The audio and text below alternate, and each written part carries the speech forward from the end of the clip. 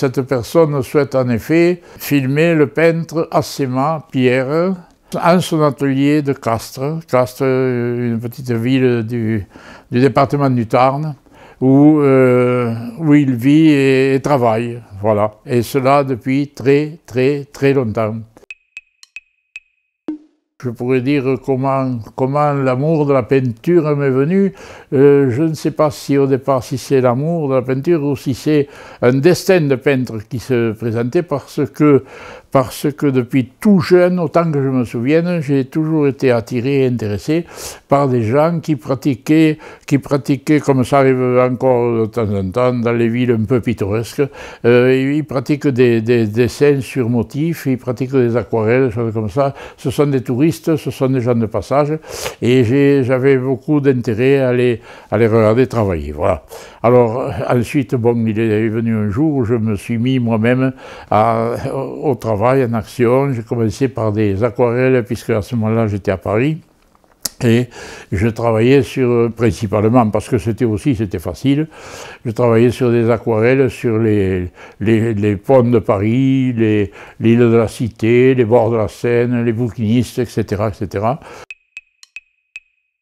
Je me suis lancé dans le paysage, un amour du paysage très poussé, et j'ai fait effectivement une quantité de paysages, et en travaillant sur, non pas pour chercher une ressemblance absolue, une ressemblance type photographique avec tel ou tel paysage, mais pour étudier l'essence des végétaux, des arbres, et qui me passionnaient. Et j'en ai fait, comme je disais, j'en ai fait une grande quantité. Jusqu'au jour où j'ai éprouvé le besoin de faire un très grand format, à peu autant que je me souviens, d'environ 4 mètres carrés.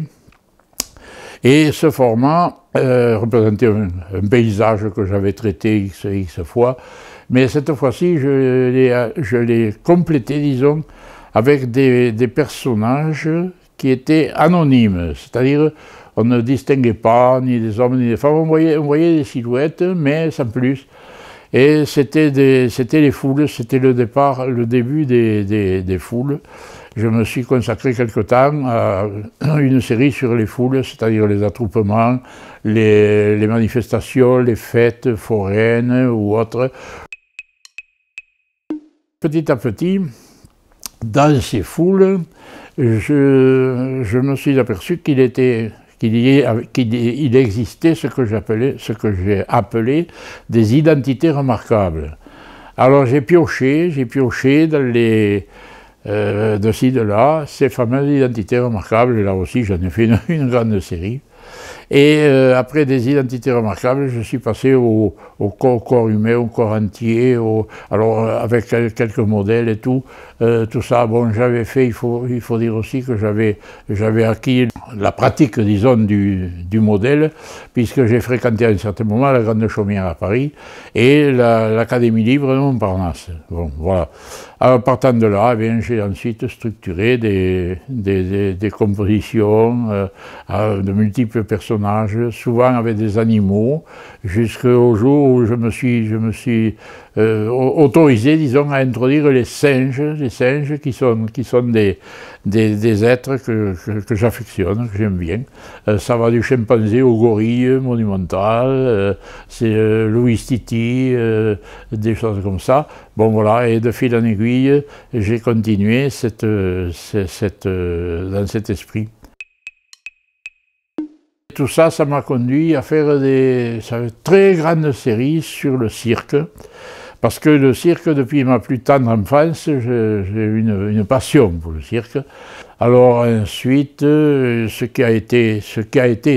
qui m'a beaucoup aidé et beaucoup inspiré aussi, évidemment, c'est que j'ai fait plusieurs fois le tour des grands musées européens, en particulier les Italiens, pour aller voir les grands Italiens, les grands Espagnols, et les grands Français, évidemment. J'ai fait un gros travail sur la série des gravures et des caprices de Goya. Seulement, je les ai reprises en peinture à l'huile sur toile, et dans des formats très raisonnables, c'est-à-dire sans aller chercher des grandes surfaces. Et là, j'ai choisi, dans dans les catalogues des gravures de Goya, j'ai choisi celle qui me parlait le plus et que j'ai retravaillée en peinture à l'huile et à ma façon. Voilà. Alors c'est le cas de le gamin qui a cassé la cruche et puis qui prend une bonne fessée parce qu'il a cassé la cruche. La mythologie a été pendant pas mal de temps un sujet préoccupant pour moi. La mythologie ancienne, la mythologie grecque, puisque c'est celle qui m'a servi de référence, elle trouve un écho profond dans le monde actuel. Dans le monde actuel, il y a tous ces conflits, toutes ces agressions, toutes ces attaques qui se sont produites ou qui ont été imaginées, disons, par les Grecs, par nos grands ancêtres grecs. Dans le monde actuel, c'est tous les jours que ça se passe, pratiquement. Il suffit de regarder, je n'invente rien. Donc il était intéressant de faire un amalgame de temps en temps entre l'historique, disons, de la mythologie et puis cette mythologie contemporaine qui est la nôtre, dans laquelle nous versons au quotidien. On a la Léda, mais Léda aussi c'est une partie de la mythologie. Alors c'est pareil, Léda, ça c'est quelque chose d'assez fascinant. Léda, c'est cette histoire de Zeus qui se transforme en cygne pour profiter des faveurs de telle ou telle personne. Bon, ça c'est très amusant, c'est très intéressant. Et moi j'ai jonglé, disons, avec la Léda de la mythologie, je l'ai faite marcher avec par exemple un Belluaire qui est un dompteur de cirque, avec d'autres personnages qui sont, voilà, parce que ça me plaisait comme ça m'intéressait de voir qu'est-ce que je pouvais faire ressentir, ou qu'est-ce que je pouvais donner à voir de particulier, peut-être aussi inédit. C'est le sens de la fête. Moi, j'ai toujours eu le sens de la fête et l'envie de faire vivre la fête, de la sentir, de la ressentir, de la faire vivre et de la partager. Parce que la fête, c'est aussi un partage. On ne fait pas la fête tout seul, on ne peut pas. Il faut faire la fête à plusieurs. Donc c'est ça qui est intéressant.